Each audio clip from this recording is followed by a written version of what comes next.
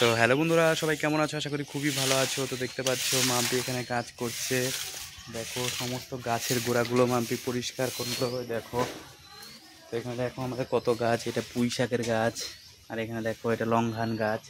দেখো গেলেছি ওখানে, কত ধরনের এখানে গাছ আছে তোমরা দেখতে পাচ্ছ। ওই যে দূরে দেখো এটা কাঁঠাল গাছ, এটা কিন্তু করলা গাছ।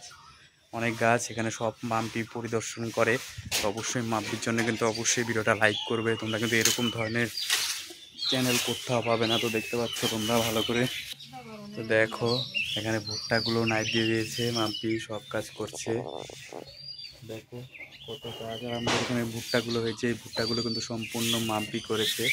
তো এখন উঠানটা ছুটছে।